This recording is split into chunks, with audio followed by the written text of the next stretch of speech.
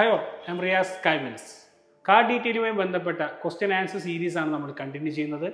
നമുക്ക് കസ്റ്റമർ ചോദിച്ചൊരു ചോദ്യം, സെറാമിക് കോട്ടിങ്ങോ അല്ലെങ്കിൽ ഗ്രാഫിൻ പോലെയുള്ള പ്രൊട്ടക്ഷൻ കോട്ടിങ് എടുത്തതിന് ശേഷം അതിൻ്റെ മുകളിൽ വാക്സ് ചെയ്യുന്നതിൽ തെറ്റുണ്ടോ എന്നാണ്. അപ്പോൾ നമുക്കറിയാം, സെറാമിക് കോട്ടിങ് ചെയ്യുന്ന സമയത്ത് തന്നെ നമ്മുടെ വാഹനം കൃത്യമായി റീസ്റ്റോർ ചെയ്ത് വാക്സ് എല്ലാം ചെയ്ത് നല്ല ഗ്ലോ ആക്കി എടുത്തതിന് ശേഷം മാത്രമാണ് നമ്മൾ സെറാമിക് ചെയ്യാൻ പാടുള്ളൂ എന്ന് കഴിഞ്ഞ വീഡിയോയിലൊക്കെ നമ്മൾ പറഞ്ഞു കഴിഞ്ഞതാണ്. എങ്കിൽ സെറാമിക് ചെയ്ത വാഹനത്തിന് മുകളിൽ വീണ്ടും ഒരു വാക്സ് കോട്ട് ചെയ്യുന്നതിൽ തെറ്റുണ്ടോ എന്നാണ് ചോദിക്കുന്നത്. അപ്പോൾ ആ സഹോദരൻ കസ്റ്റമർ എന്തുകൊണ്ടായിരിക്കും ഒരു വാക്സ് ചെയ്യണമെന്ന് ആഗ്രഹിച്ചിട്ടുണ്ടായിരിക്കാം. ചിലപ്പോൾ അദ്ദേഹത്തിന് ചെറിയ സ്ക്രാച്ചസോ അല്ലെങ്കിൽ കണ്ടാമിനൻസ് പറ്റി പിടിച്ചിട്ടൊക്കെ ഒരു ഫെയ്ഡിങ് പോലെ തോന്നിയിരിക്കാം. അപ്പോൾ വാക്സ് ചെയ്യാമെന്നാണ് സൊല്യൂഷൻ ചോദിച്ചിട്ടുണ്ടാകും. അങ്ങനെ ചെയ്യുന്നത് കൊണ്ട് നമുക്ക് എന്ത് ഉപയോഗം കിട്ടുമെന്ന് കൂടി മനസ്സിലാക്കണം. അല്ലെങ്കിൽ സെറാമിക് ചെയ്യുന്നത് എന്തിനാണെന്ന് കൂടി മനസ്സിലാക്കി കഴിഞ്ഞാൽ അതിന് ഉത്തരമായി. അതായത് സെറാമിക്കിൻ്റെ പ്രോപ്പർട്ടീസിൽ ഏറ്റവും വലിയ പ്രോപ്പർട്ടീസാണ് കെമിക്കൽ റെസിസ്റ്റൻസ്.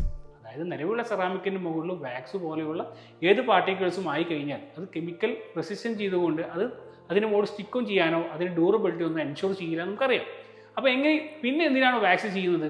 പിന്നെ വാക്സ് ചെയ്യാനുള്ള സാധ്യത എന്ന് പറയുന്നത് നേരത്തെ പറഞ്ഞ പോലെ കണ്ടാമിനൻസ് വാഷ് ഓഫ് ചെയ്യാൻ, അതായത് മുകളിലുള്ള ലെയർ ആയിട്ട് പറ്റി പിടിച്ച് കിടക്കുന്ന കണ്ടാമിനൻസോ മിനറൽ ഡെപ്പോസിറ്റ്സോ ഒക്കെ ഒന്ന് വാഷ് ഔട്ട് ചെയ്യാൻ വേണ്ടിയിട്ട് നമുക്ക് മികച്ച രീതിയിലുള്ളൊരു ഫൈനായിട്ടുള്ള ഒരു വാക്സ് അപ്ലിക്കേഷൻ ചെയ്യാം.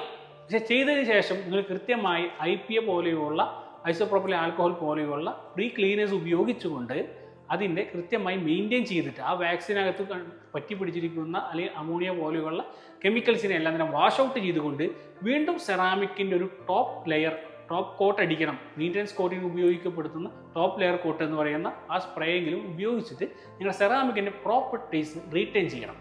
കാരണം സെറാമിക്കിൻ്റെ പ്രധാനപ്പെട്ട പ്രോപ്പർട്ടീസിൽ വരുന്നതാണ് ഹൈഡ്രോഫോബിക് പ്രോപ്പർട്ടീസ്. അപ്പോൾ കൃത്യമായ വെള്ളം നമ്മുടെ വാഹനത്തിൽ തട്ടിക്കഴിഞ്ഞാൽ തിറച്ച് വീഴുന്ന ബബിൾസ് പോലെ വീഴുന്ന എഫക്ട്സ് ഒക്കെ നമുക്ക് കിട്ടണമെങ്കിൽ, വാട്ടർ ബീഡിങ്ങും ഷീഡിങ്ങും ഒക്കെ നമുക്ക് കിട്ടണമെങ്കിൽ അതിൻ്റെ പ്രോപ്പർട്ടീസ് ഡാമേജ് ആവാത്ത രീതിയിൽ അതിന് പ്രൊട്ടക്ട് ചെയ്യണം. അപ്പോൾ നിങ്ങൾ വാക്സ് അപ്ലൈ ചെയ്യുകയാണെങ്കിൽ കൃത്യമായിട്ട് IPA പോലെയുള്ള ക്ലീനേഴ്സ് ഉപയോഗിച്ചുകൊണ്ട് ക്ലിയറാക്കി എടുക്കുക. അതിനുശേഷം ഒരു സെറാമിക്കിൻ്റെ ടോപ്പ് ലെയർ കോട്ടിങ് നിങ്ങൾ അപ്ലൈ ചെയ്തുകൊണ്ട് നിങ്ങളുടെ വാഹനത്തിൽ വീണ്ടും നിങ്ങൾ റീസ്റ്റോർ ചെയ്തെടുക്കാവുന്നതാണ്.